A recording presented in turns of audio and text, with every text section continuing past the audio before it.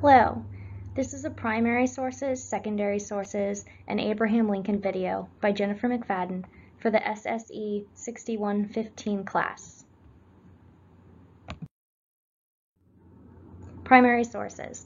These are the original documents or evidence. They are a direct source. Some examples are artifacts, documents, diaries, manuscripts, and recordings. They can also be first-hand accounts that were documented after the event, like autobiographies, memoirs, and oral histories. They are typically more accurate or useful if they were created closer to the time period of the event or situation that they are about. Secondary sources are the sources that were created later by someone who did not directly experience the event or even participate in the event or situation.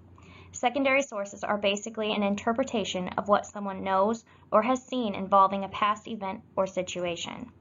The most commonly used example is textbooks. They are reliable and produced by experts. Other examples of secondary sources are articles, essays, reviews, and other books. Some strengths of primary resources are that they are a great way to provide a visual reference to real-life events, which can then enhance a lesson. Students are able to put themselves into the situations that they are studying from the past when they view these sources.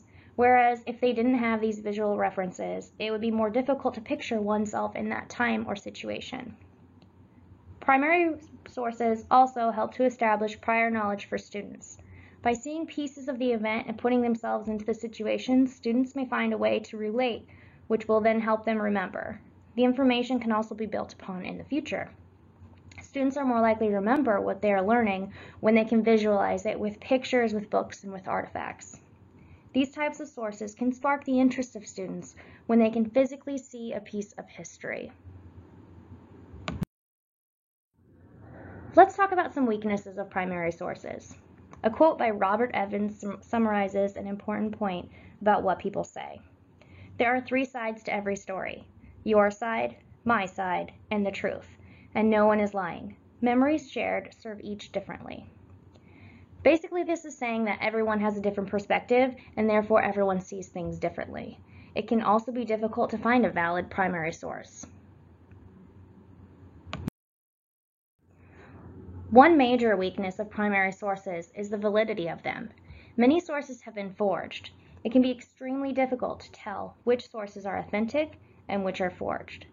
Utilizing a trusted resource to find the primary source is a good rule to follow. Only trust sources that have been vetted by professionals.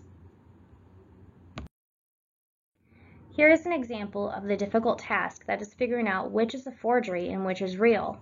This example, pictures, and the legend were all found in an article at Forbes.com. The link is at the bottom. The example is Benjamin Franklin's signature compared to some very intricate fakes. Can you tell the difference? The first and the fourth are actually the real ones. The other two are fakes.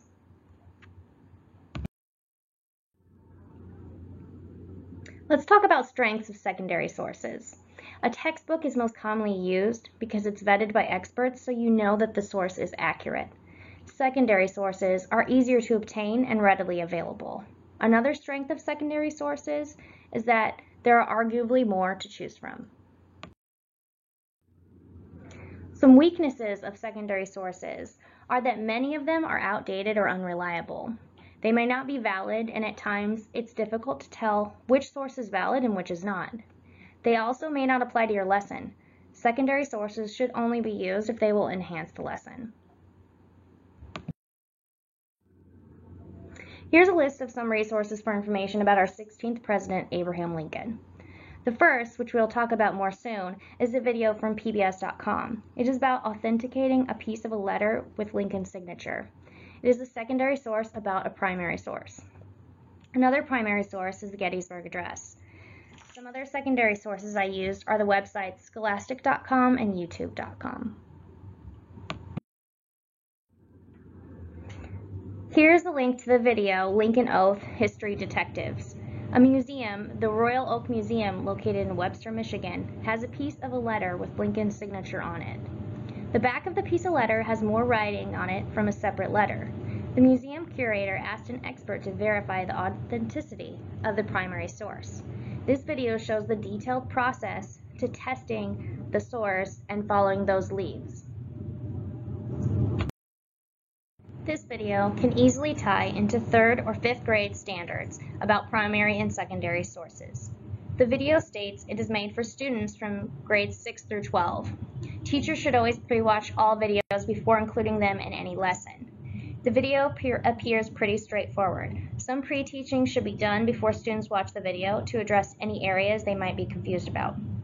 Teachers can also get the students intrigued into the video by presenting it as, is it real or is it fake? They can also take a class poll to see how many students think that it's going to be fake and how many think that it will be real after watching the intro to the video. This will keep students interested in watching until the end. At that time, they can all have a big discussion on the results. An example of a primary source is the Gettysburg Address. The picture of the original document is to the right. The Gettysburg Address is Lincoln's speech at the dedication ceremony for the National Cemetery of Gettysburg in November of 1863. Gettysburg is the site of one of the bloodiest battles of the Civil War. Many argue that this speech was the most remembered in U.S. history. He talked about the sacrifices made in the Civil War and spoke out about his desire for a new birth of freedom, the preservation of the Union, and self-government. He famously quoted the Declaration of Independence by saying all men are created equal in this 2-minute speech.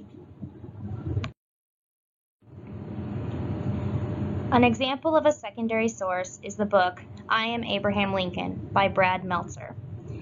A read-along can be found at the link pictured as well. This is a story about Lincoln growing up, displaying positive character qualities such as Honest Abe and his presidency. It also highlights major events in simple terms, enabling students' understanding of his accomplishments. Another example of a secondary source can be found at this link. It is a video biography about Abraham Lincoln for kids. It highlights the important aspects in the life of Abraham Lincoln. It flows in an easy manner that will keep students engaged. It is a lot of information in a short amount of time, but it doesn't feel like it. Throughout the video, original paintings, which are primary sources, and historical pictures that were drawn or painted later, which are secondary sources, are displayed. Another great resource is websites. Scholastic.com is a reliable resource that has lesson plans, books, and additional resources. It can be found at this link.